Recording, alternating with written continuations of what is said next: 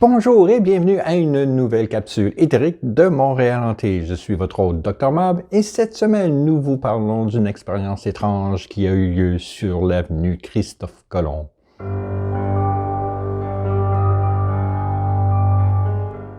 En plus des capsules vidéo chaque samedi en anglais et en français, Montréal Hanté vous offre des promenades thématiques, une tournée des bars et des enquêtes sur les phénomènes paranormaux à Montréal. Pour en savoir plus sur cette organisation fondée par Donovan King, vous pouvez suivre les liens dans la description. Et maintenant, parlons fantômes.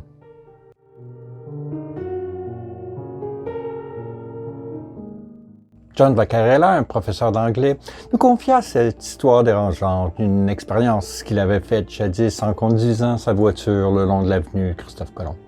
Pour ceux qui ne connaissent pas, l'avenue Christophe-Colomb est une artère nord-sud d'un peu plus de 8 km, un peu à l'est. Elle commence à la rue Rachel, aux abords du parc La Fontaine, et continue vers le nord en traversant le plateau Mont-Royal, Rosemont-Petite-Patrie, Villeray, Saint-Michel, Parc Extension, pour s'arrêter dans Huntsic au boulevard Gouin. Des maisons victoriennes longent la rue, nommées en l'honneur du célèbre explorateur en 1897. L'incident a lieu en 1986, avant que John Vaccarella se mette à enseigner. À l'époque, il travaillait pour la compagnie d'assurance Canada Life en tant qu'agent indépendant. Sans patron, John devait prendre sa carrière en main, ce qui impliqua de longues heures au bureau la nuit. Un soir pluvieux et froid de novembre, John se rend à son bureau pour appeler certains de ses clients. Alors qu'il accélère vers le nord sur l'avenue Christophe-Colomb, il remarque une femme tremblotante qui fait du pouce. Quand il voit qu'elle n'a pas de manteau, il ralentit et s'arrête pour voir si elle veut un lift. La fille, qui semble soulagée qui s'arrête, prend place immédiatement sur le siège du passager. Elle était belle et grande avec de longs cheveux foncés. Il la crut dans la mi-vingtaine. De toute évidence, elle avait froid, elle frissonnait. Il lui demande sa destination, mais mystérieusement, elle ne répond rien. Alors, il pense que peut-être elle ne peut pas parler, alors il lui offre un stylo et un papier. Elle y écrit son nom et son adresse sur l'avenue Christophe-Colomb.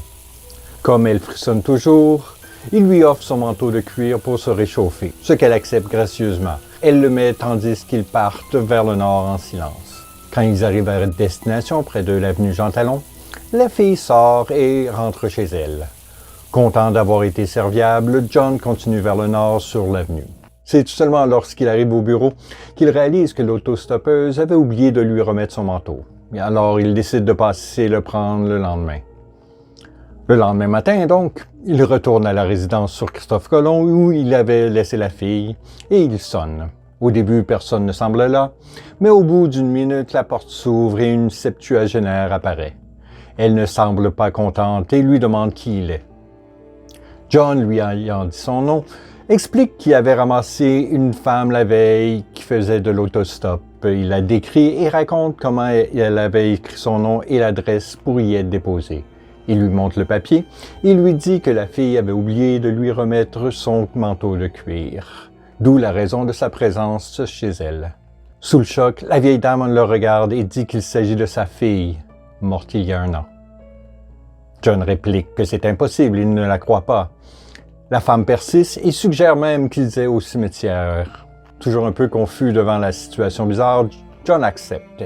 Ils conduisent dans des voitures séparées, John suivant la dame âgée vers le cimetière catholique de Notre-Dame-des-Neiges sur le Mont-Royal.